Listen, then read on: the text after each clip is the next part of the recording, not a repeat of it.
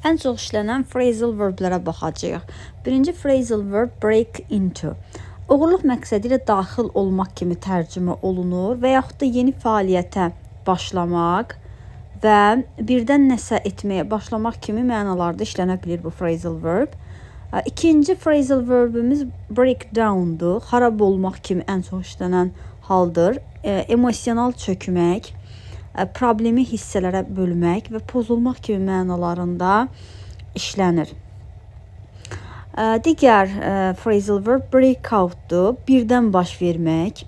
Məsələn, a fire broke out in the building. Birdən baş verdi binada yanğın. Qaçmaq kimi, dərdə səpki çıxmaq və birdən nəsə etməyə başlamaq kimi mənalarındadır. Daha sonra run out sözünə baxacağıq. Run out tükənmək, yəni qurtarmaq, bitmək mənasında. Çölə qaçmaq və bitmək, müddət mənasında işlənir. Run away. Run away maşınla nəyinsə üstündən keçmək, maşınla vurmaq, daha sonra gözdən keçirmək, vaxtı keçirmək və daşımaq mənalarında işlənir.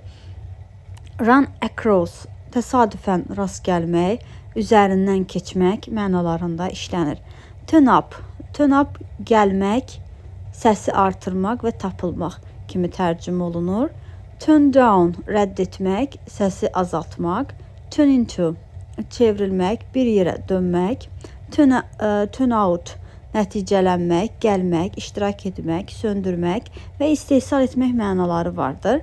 Get up oyanmaq, ayağa qalxmaq.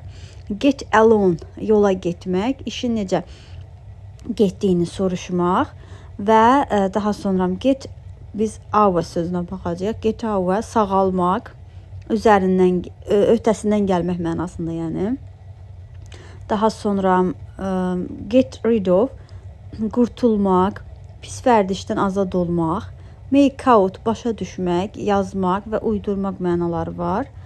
Make over sözünün dəyişdirmək, yeniləmək, kiminsə adına keçirtmək. Make up isə barışmaq, uydurmaq, makyaj etmək, təşkil etmək, əvəz etmək kimi mənaları vardır. Make for bir yerə yönəlmək, səbəb olmaq.